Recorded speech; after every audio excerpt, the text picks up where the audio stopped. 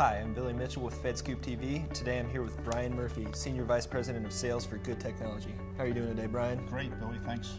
No problem. So, from your perspective, what are the immediate opportunities for government agencies to leverage IT to lower the cost of government operations?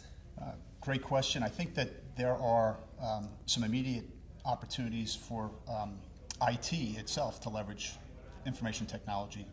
A bunch of the initiatives that are going on right now in the federal government to look at how we build systems, how we track systems. There have been initiatives like Portfolio Stat, which is really trying to drive a much more metric-based, data-driven decisions on successful projects. There are over $80 billion in IT spend every year on IT. That program has helped identify projects that maybe have some issues and need some support. Mm-hmm. I think there are other initiatives that are also taking place that leverage the same technology and trying to bring experts in. So if you think about 18F and the impact that's going to have, as well as the recently published digital services. And I think these are the kind of things that presidential fellows are trying to bring expertise to IT and help make sure that costs are driven out and results results are delivered. Yeah. The other area from a technology perspective, I think there's low-hanging fruit when you talk about mobilizing workflows. Mm-hmm. So looking at ways to leverage the smartphone technologies, mobile apps, open data, and obviously the major vectors around data center consolidation is a great way to cut cost, leveraging the cloud. I mean, there's a whole plethora of things on the horizon right now that can really have an impact on driving out cost and delivering results. Absolutely. And you mentioned open data, and that's one we want to keep going with and talk about that a little bit more. How have you seen in the last year driving government efficiency and maybe even giving a little bit back to taxpayers in added value? Yeah. Open data is big. I think we're at the very beginning of the open data revolution, as it were. I think open data really provides ways to innovate very quickly. Some of the great innovations that have happened recently that I'm aware of, if you look at some of the things that are happening in the Department of Education, helping students find financial aid by leveraging data sets. So systems have been built for that. Looking at Department of Transportation, and there was a Department of Transportation Open Data Challenge. And what was interesting is that some very creative applications were developed using the open data set. So things about dashboards for traffic, looking at ways to increase use of metro transit, and these have been very impactful. I think one of the most exciting open data situations that I looked at this year was a collaboration between CMS and CDC and their initiative to reduce heart attacks. Mm-hmm. There are about 1.5 million heart attacks a year. About $312 billion is spent around this.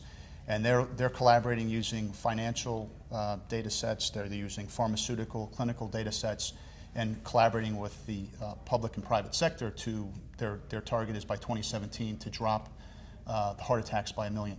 So really saving lives, and I think that's a great return for the taxpayer, yeah, of course. But there's a lot going on. And I think what's most interesting is when you start to see, especially like with respect to Department of Transportation, you really see that collaboration between the private and public sector, and I think that's what you're going to see more as we move forward. Absolutely. So the federal budget crisis isn't going anywhere anytime soon, and it seems to hit the IT community pretty hard. Seems like there's this rush to do more with less, a rush to the bottom, what a lot of people call the lowest price technically acceptable. Do you think when that happens, it kind of harms the output within the federal IT community? They're not getting the best product possible? And if that's so, do you think there's something within the acquisition process that can be improved to get us a better product? Sure. I think that when you start looking at price versus cost, I think that's really the key question. So the price for some of these, lowest price, technically acceptable, you end up with systems that you have to go back and you have to add capability, you have to extend contracts, you have to add more resources to get what the ultimate end user wants. I think if you look at some of the things that are happening within the government right now, some of the federal CIO initiatives that Mr. Van Rokel is driving and his other leadership is really about being results driven and starting to look more at the outcomes and make sure we start doing things, results driven budgeting, really trying to drive the result and not look so much at the price, because ultimately the price, if I have to keep adding to it, it ends up being more expensive. So really looking at bottom line ROI. How do you improve the acquisition process? I think in a similar way that we're creating technical experts to help actually deliver these projects, like they're doing with 18F and Digital Services USA and Presidential Fellows, I think bringing those same kind of experts that are coming from industry, bring them into the acquisition process. So when you're going through an acquisition, it's not just what's the price, but what's the real cost.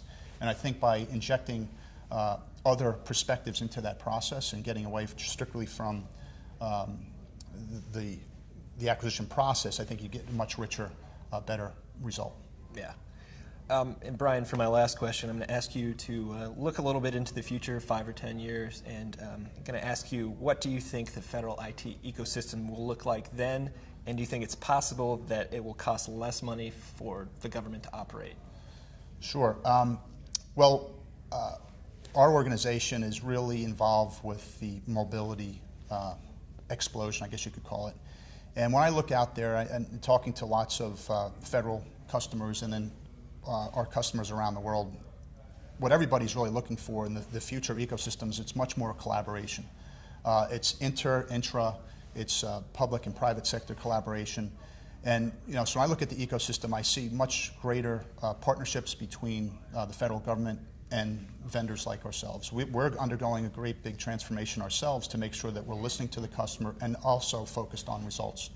So when I look at the ecosystem, I look at the major vectors right now, where you look at cloud, you look at social, you look at mobile, you look at open data, you look at IT as a service, platform as a service. All of these things are coming together in a really exciting time. And I think when you put that platform together and you look out into the future, the whole idea is really to outsource a lot of that infrastructure and a lot of that plumbing so that the innovation that's here inside the federal government can really be expressed, and we're not held back by technology. The technology becomes an enabler. And that's really what our organization is focused on doing. And we think that we're really trying to move from sort of being a point product supplier to really being a solution partner. And we expect to see more and more of those relationships really across the entire federal government. Well, Ryan, thank you for joining us here today. It was a pleasure. And my name is Billy Mitchell. Thanks for watching.